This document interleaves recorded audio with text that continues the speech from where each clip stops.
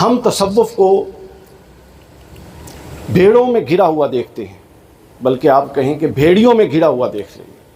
تنقید ہو رہی ہے تصوف پر کہ نہیں؟ دائیں بائیں ہر جگہ تصوف پر تنقید ہے، اور ہم چونکہ زیادہ وہ کش میں مبتلا ہونے والے لوگ نہیں ہیں، کمفرٹیبل زون میں رہنے والے۔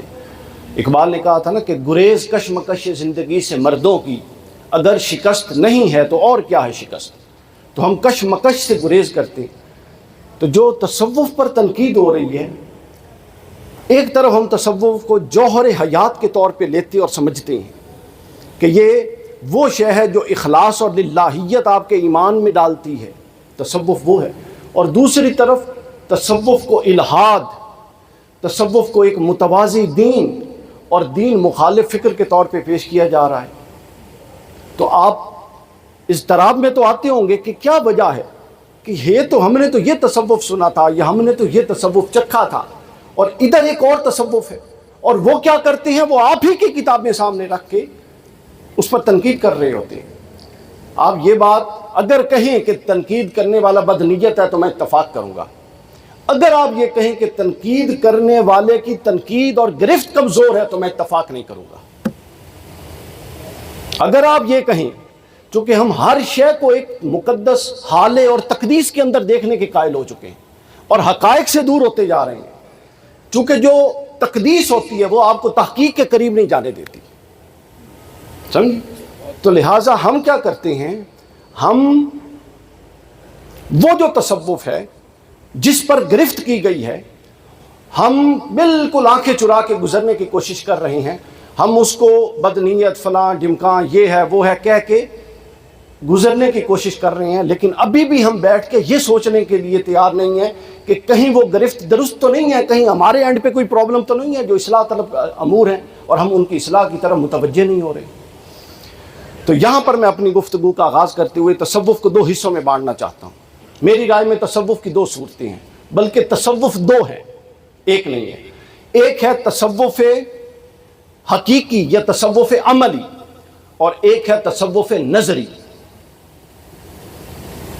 جتنی تنقید ہے صاحبان، یہ تصوف حقیقی اور تصوف عملی پر نہیں ہے، یہ تصوف نظری پر ہے۔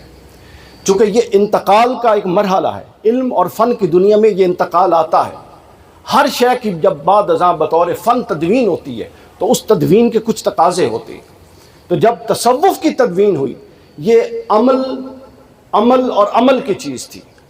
اس کو جب ہم فکر، نظریہ، بحث، اصطلاحات میں لائے تو اس پہ اوپر گرفت ہونے لگ گئی، اور ہم نے کیا کیا، یا پھر کچھ بزرگوں کے اقوال آئے تو ہم نے پتہ کیا کیا؟ ہم نے یہ کیا کہ بجائے اس کے کہ ہم قرآن و سنت جس پر تصوف کھڑا ہے اس پر ہر وہ بڑے سے بڑی کوئی بھی ہستی ہو سکتی ہے، معصوم تو کوئی نہیں ہے، کسی کے بھی قول کے ساتھ کسی سے بھی ایسا قول صادر ہو سکتا ہے جو قرآن و سنت کے خلاف ہو۔ ہم قرآن و سنت کو کسوٹی رکھیں، تصوف کو زندہ حقیقت کے طور پہ معاشرے میں نافذ کریں، اور جو شے جس سے بھی منسوب ہو ٹکرائے اس کو ختم کر دیں۔ ہم نے کیا کیا؟ ہم نے شخصیات کے تقدس میں ان اقوال کا دفاع شروع کر دیا۔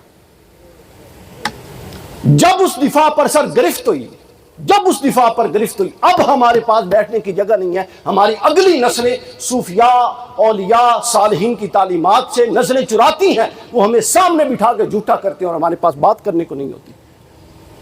تو لہٰذا اپنی اصل پر واپس آنے کی ضرورت ہے۔ آپ اصل پر واپس آئیں گے، جتنے مضبوط آپ ہیں ہے ہی کوئی نہیں۔ تو لہٰذا میں نے 3 پہلو بیان کرنے ہیں۔ پہلا پہلو، وجوہات کیا ہیں تصوف کے زد میں آنے کی، یہ چھوٹی سی تمہید عرض کر دیں۔ پہلا پہلو کیا ہے؟ سب بولیں کیا ہے؟ وجوہات۔ آپ لوگ انگلیوں پر گن لیجئے کہ یہی وجوہات ہیں اور آپ اتفاق کریں گے انشاءاللہ۔ دوسرا، مختصراً اس کے اثرات۔ تیسرا، پھر اس کا حقیقی مقدمہ، پھر تصوف کا کیا پیش کرنا ہے، آلٹرنیٹ مقدمہ کیا ہے۔ یہ تنقید آپ لائیں، دنیا کا کوئی بندہ بڑے سے بڑا تنقید کرنے والا ہے۔ انشاءاللہ جو مقدمہ آج ہم رکھ کے جا رہے ہیں ان سب کو دم دبا کے بھاگنا پڑ جائے گا۔ سب سے پہلے یہ بات ذہن میں رکھ لیجئے کہ صوفیاء کرام انسان تھے، اللہ کی مخلوق تھے، انہوں نے ریاضتیں کی، محنتیں کی، تزکیہ کیا۔ ہر ایک کا حال مختلف ہے، ہر صوفی کا درجہ کمال مختلف ہے، ہر ایک کی کوششیں اور اس کی سطح مختلف ہے۔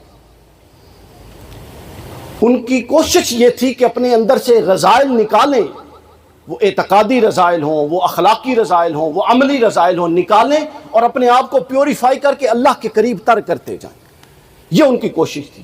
جبکہ ہم نے کیا کیا، ہم نے ماورائی شخصیت بنا کے صوفی کو لوگوں کے سامنے پیش کر دیا کہ وہ تو ہواؤں میں پرواز کرتا تھا، وہ تو اشارہ کر کے یہ کر دیتا تھا، وہ تو ایک اشارہ کر کے سمندروں کو پھوڑ دیتا تھا۔ یہ کوئی کرنے کے کام ہے صوفیاء کے جو ہم نے لوگوں کے سامنے رکھ دی؟ یعنی جب آپ ایک ماورائی شکل پیش کر دیں گے، اور یہ ماورائی شکل پیش کیوں کی یہ بھی میں آگے بتاؤں گا۔ اس لیے کی کیونکہ جب ہم نے تعلیمات کا تو ابلاغ کرنا نہیں تھا، اور تعلیمات کا ابلاغ جو کرے گا اس سے لوگ پوچھیں گے کہ صاحب آپ تو تصوف کی بات کر رہے ہو، آپ کا اپنا کردار کہاں کھڑا ہے؟ تو ہم نے وہ چیپٹر کلوز کر دیا۔ اب صاحبان تصوف کو انگیج بھی رکھنا تھا، اس کے لیے ہم نے کرامات کا شوشہ چھوڑ دیا اور ایسی ماورائی اور دیو مالائی شخصیات بنا دی۔ ان کو جو پریکٹیکل لوگ تھے، جو حقیقی انسانی سطح پر جد و جہد کرنے والے لوگ تھے، ان کو ہم نے دیو مالائی شخصیات بنا کے لوگوں کے سامنے پیش کیا، اور یہاں سے تصوف تنقید کی زد میں آ گیا۔ پھر دوسرا پہلو کیا ہوا؟ اصطلاحات کا الجھاؤ۔ تصوف پر تنقید کی تاریخ کو دیکھیں آپ، عوارف المعارف پڑھ لیں، رسالہ کشیریہ پڑھ لیں، فتح الربانی پڑھ لیں، اپنا حضور غوث العظم کی فتوح الغیب پڑھ لیں، آپ یہ ابتدائی جو بڑی کتاب کشف المحجوب پڑھ لیں۔ ان سب نے تصوف اپنے اپنے دور میں تصوف پر تنقید کا تذکرہ کیا ہے۔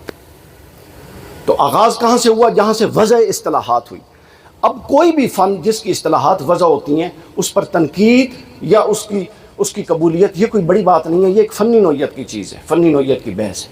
ہم یہ نہیں سمجھ سکے، دیکھیے تصوف ایک عمل ہے، کرنے کا کام ہے، واردات ہے۔ آپ پر ایک واردات ہوئی، آپ اس کو لکھنے بیٹھیں، 10 بندے ایک ہی کو نوعیت کی واردات لکھیں، 10 کے الفاظ مختلف ہوں گے۔ ہر صوفی بڑی سطح کا لکھاری نہیں تھا کہ وہ اپنی واردات کو کما حق کو منتقل کر سکتا۔ ہر صوفی اپنی واردات کو لکھنے میں الفاظ کے چناؤ میں اتنا محتاط نہیں تھا جس طرح کہ ہم آج تنقید کے دروازے کھول کے بیٹھے ہیں۔ دیکھیں، ہر شے کو سمجھنے کا ایک پرسپیکٹیو ہوتا ہے۔ اگر آپ منفی ذہن سے پڑھیں گے، آپ قرآن اٹھائیں، آپ کو ہر دوسری آیت میں کوئی ایسی چیز ملے گی جو آپ کی فکر سے ٹکرائے گی۔ تو جب آپ مثبت ہو کے سوچتے ہیں تو آپ کو perspective, you have to look up, perspective آپ نے دیکھنا ہے کہ یہ چیز صدور اس کا کہاں سے ہو رہا ہے۔ تو اصطلاحات، اچھا جب یہ عمل سے تصوف لکھنے میں آیا تو واردات جو بھی لکھتا ہے اس کے الفاظ کے چناؤ میں کمی بیشی ہوتی ہے۔ تصوف گرفت میں کب آ گیا؟ وہ واردات جو صوفیاء نے لکھی تھی، جس سے بعد ازاں اصطلاحات وضع ہوئی، سکر، صحف، فلاں فلاں سب کچھ ان پر گرفت ہونے لگ گئی، اور ہم یہ جرت نہ کر سکے کہ ہمارے حقیقی تصوف کے ذخیرہ میں ان اصطلاحات کی کوئی سند نہیں ہے۔ ایک ہی کیفیت کو 4 صوفیاء کرام بڑے اکابرین نے 4 مختلف اصطلاحات سے بیان کیے۔ ہماری اصل روح قرآن و سنت ہے، اور اس کی بنیاد پر اخلاص اور للہیت ہے، اور اس کی بنیاد پر اپنے آپ کو دنیا سے دور کر کے اللہ کے ساتھ جوڑنا ہے۔ ہم اس تصوف کے اصطلاحات کے اس پنڈورا باکس میں الجھ گئے۔ یہ ایک تنقید کی زد میں آ گئی چیز۔ اب کیا ہے؟ اب طریقے واردات بڑا شاندار ہے۔ وہ ہماری ہی لکھی ہوئی کتاب ہمارے کسی بزرگ کی لاتے ہیں اور کہتے ہیں یہ دیکھیں اس کے اندر یہ لکھا ہوا، کیونکہ ہمیں وہ پرسپیکٹیو کلیئر نہیں ہے کہ یہ جو لکھا ہوا ہے سر آنکھوں پر ہمارے لیے۔ تو ایک تو ہم اس کا پرسپیکٹیو سمجھتے ہیں، دوسرا یہ لکھا ہوا اگر درست نہیں تو کوئی بات نہیں، وہ انسان تھے، ان سے غلطی ہو گئی۔ اصل چیز یہ ہے کہ انہوں نے جو کرکس دیا ہے، انہوں نے جو انسان پیدا کیے ہیں، انہوں نے جو اخلاقیات کا ابلاغ کیا ہے، انہوں نے جو اللہ اور اس کے رسول کا دین پھیلایا ہے، یہ بر صغیر پاک و ہند میں ہم بیٹھے ہیں۔ آپ یہاں سے سید حجویر اور خواجہ معین الدین چشتی کو نکالے تو دیکھیں کہ کتنی نسلیں مسلمان بچ جاتی ہیں۔ پھر اگلا پہلو جس کی وجہ سے تصوف تنقید کی زد میں آیا وہ کرامات تھی، جس کا میں نے اشارہ کر دیا۔ آج بڑے بڑے نام میں نہیں لے سکتا، مناسب نہیں، بڑے بڑے علماء کرام، حضور غوث العظم کا تذکرہ صرف کرامات پر مبنی، حضرت بابا فرید کا تذکرہ صرف کرامات پر مبنی، شیخ محی الدین چشتی اجمیری کا تذکرہ صرف کرامات پر مبنی، مولانا روم کا تذکرہ صرف کرامات پر مبنی۔ جمپ لگاتے تھے، وہ چاند میں چھپ جاتے تھے دوستوں کے ساتھ کھیلتے ہوئے۔ یہ باتیں ہیں بھلا بتانے کی؟ یعنی آپ لوگوں کی عقل اتنی ماری گئی ہے کہ آپ لوگوں کو تعلیمات تک رسائی ہی نہیں رہ گئی کہ صوفیاء کرام کی اصل اور حقیقی تعلیمات کیا تھی. حضرت آپ نے تو مجھے بچانا تھا، آپ جا رہے ہیں، وضو کر کے آ جائیں. تو میں ان کی امان پہ آیا ہوں. عرب قبائل میں طریقہ کار ہوتا تھا کہ کوئی بندہ ایسے علاقہ غیر میں جاتا تو وہ کسی کی امان لے کے جاتا تھا. تو عرفانی صاحب چونکہ میرے پی ایچ ڈی پہلے سیمسٹر کے کلاس فیلو بھی ہیں، تو اس لیے میں ان کی امان لے کر آیا تھا.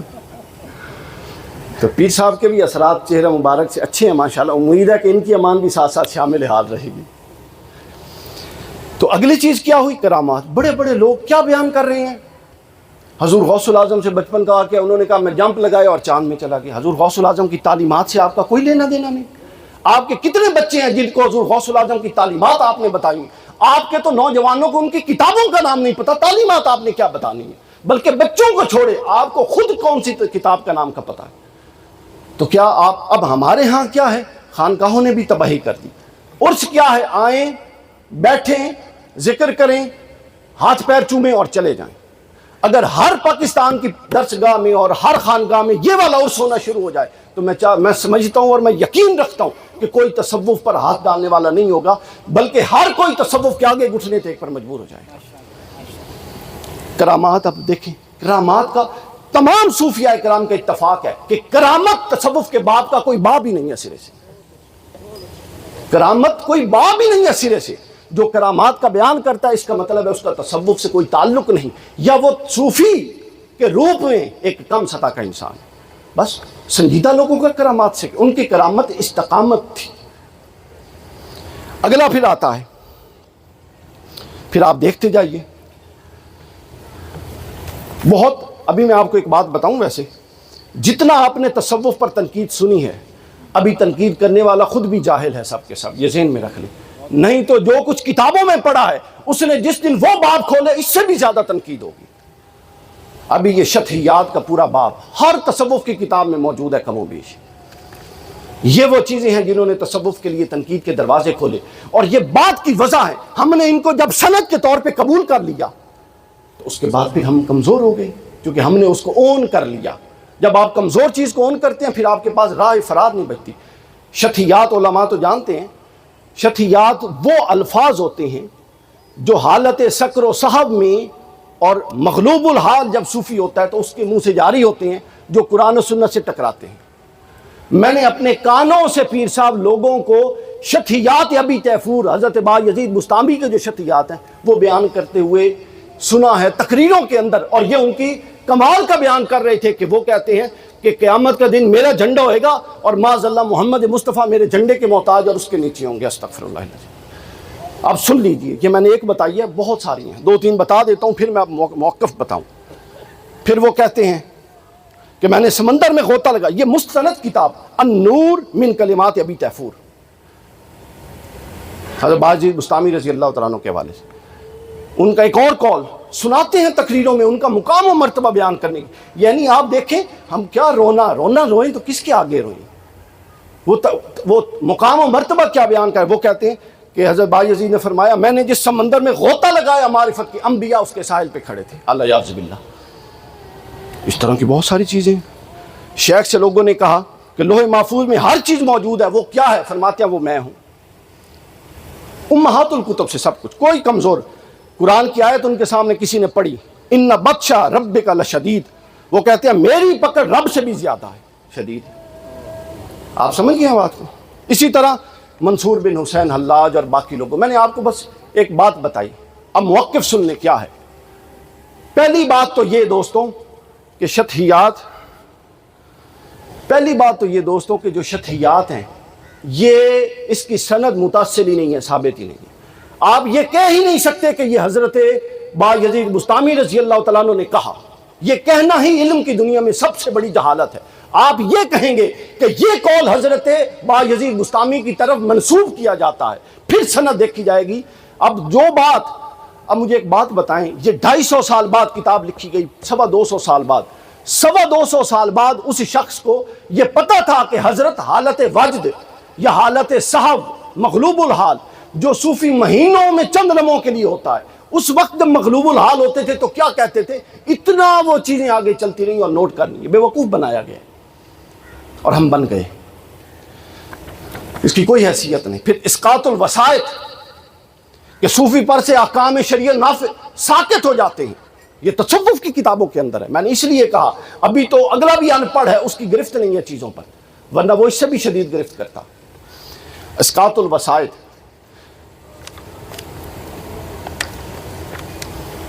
کتابوں میں واقعات لکھے ہوئے ہیں۔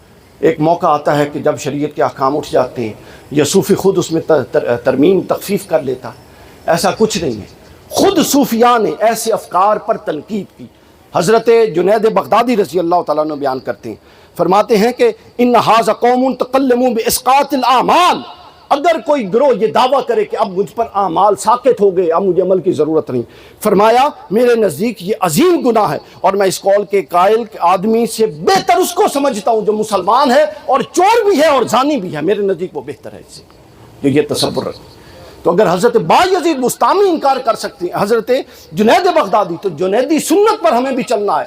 جو قول قرآن و سنت سے ٹکرائے آپ اس کی وضاحتوں میں لگ جاتے ہیں، تشریح نہیں، اس سے مراد یہ ہے، اس سے مرادی معنی یہ ہے، پھر ہم کہتے ہیں نہیں جس کیفیت میں بزرگوں نے کہا آپ اس کیفیت کو نہیں پہنچے ہوئے۔ یہ کیا چیز ہوتی ہے؟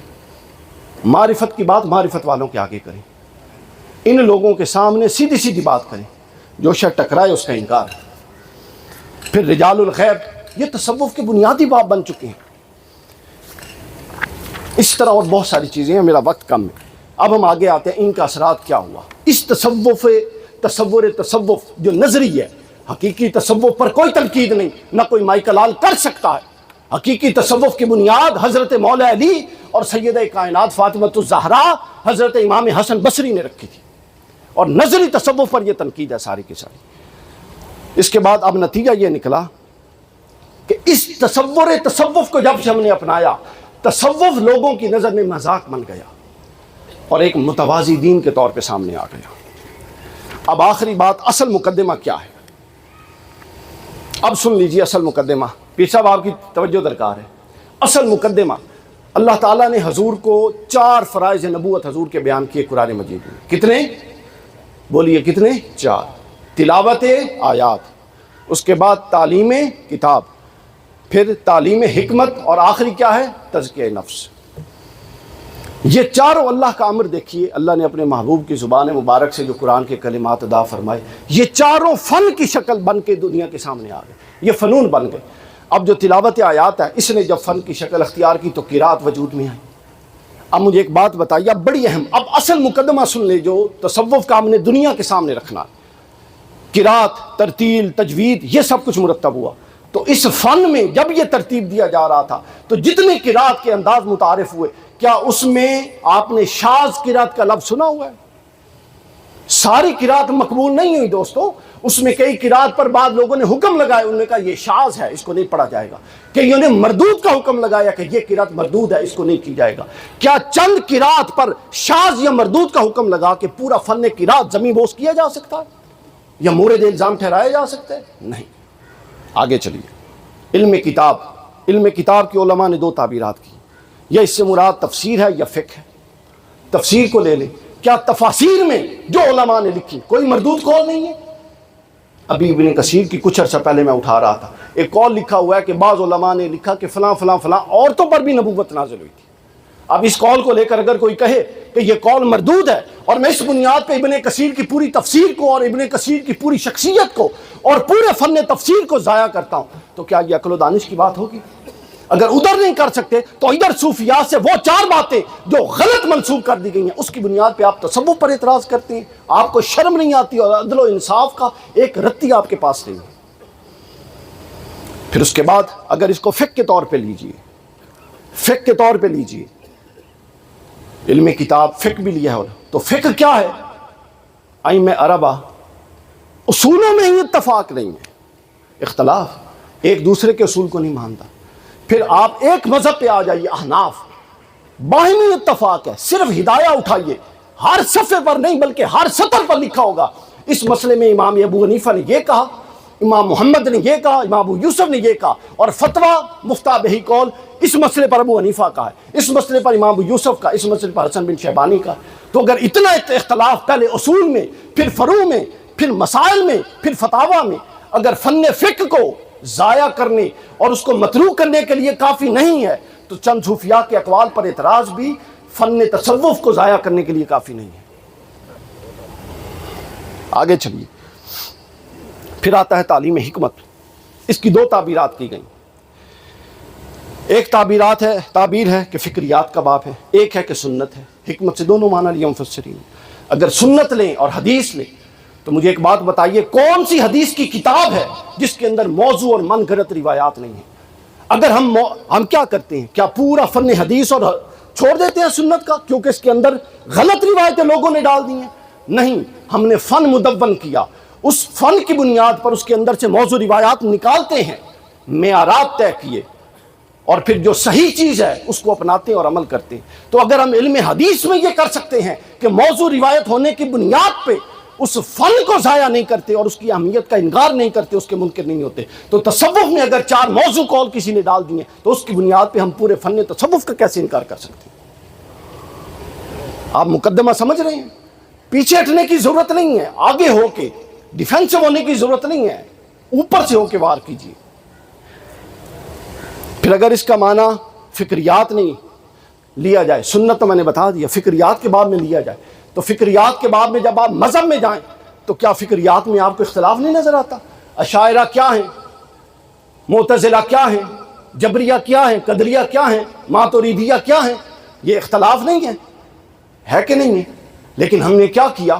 ہم نے اس فکر و نظر اور افکار کی دنیا سے جو باطل افکار تھے، جبریہ تھا، معتزلہ تھا، ان کو رد کر دیا، اور جو صحیح افکار تھے، ماتریدیہ تھا، اشاعرہ تھا، ان کو قبول کر لیا۔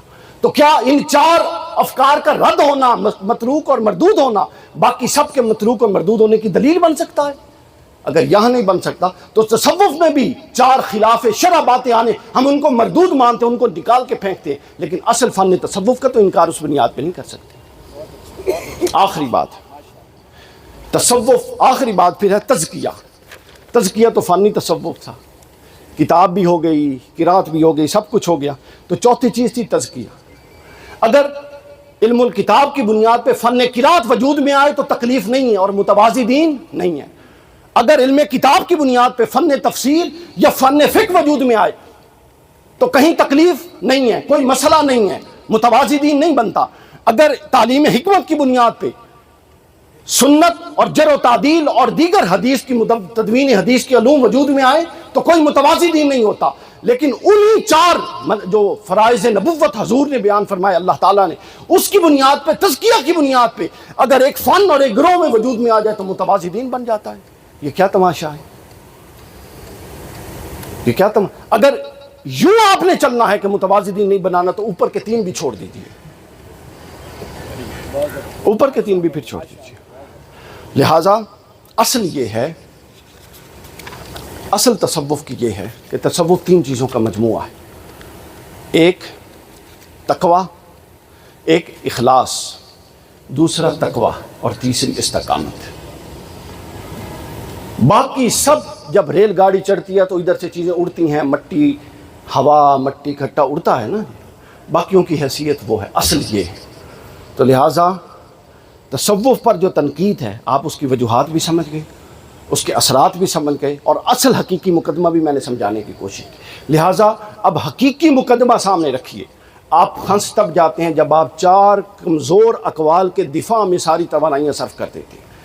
آپ کو چشتی رسول اللہ پہ رگڑا دیا جا رہا ہے کہ نہیں دیا جا رہا؟ میں خود گواہ ہوں، میٹرک میں تھا، اللہ تعالیٰ نے وہ فہم دیا تھا، میں اس وقت بھی کہتا تھا یہ مردود قول ہے، جس نے بھی کہا ہے ہمیں اس سے کوئی قرض نہیں، چونکہ ہم قرآن و سنت کے پابند ہیں۔ امام مالک رحمۃ اللہ علیہ حضور کی قبر پہ کھڑے تھے، قبر مبارک پہ، کسی نے کہا کہ آپ کا اس مسئلے میں کیا رائے ہے؟ میں نے کہا نا اپنی بات پہ سند بھی دے دوں آئمہ اربعہ میں سے۔ انہوں نے کہا اس مسئلے پر آپ کی کیا رائے ہے؟ امام مالک نے اپنی رائے دی۔ پوچھنے والے نے کہا اس پر فلاں صحابی کی تو یہ رائے ہے۔ امام مالک کو جلال آ گیا اور فرماتے ہیں کہ مالک اس ایک صاحب قبر کے علاوہ کسی کے احکام کا یوں تابع نہیں ہے کہ اس کی بات سے اختلاف نہیں کر سکتا۔ یہ ایک ہستی ہے جس کا کوئی قول مردود نہیں، ہر قول مقبول ہے۔ اس ہستی کے علاوہ مالک ہر بات کو غور سے سنے گا، سمجھے گا، قبول بھی کرے گا اور رد بھی کرے گا۔ تو لہٰذا ہم انہی کے پیروکار ہیں، ہم بھی اس منہج پہ چلیں گے کہ ہر بات کو لیں گے، سمجھیں گے، سنیں گے اور قبول کریں گے۔ یہ جو اندھا دھند قبولیت ہے اس نے ہمارے تصوف کو تباہ و برباد کر دیا۔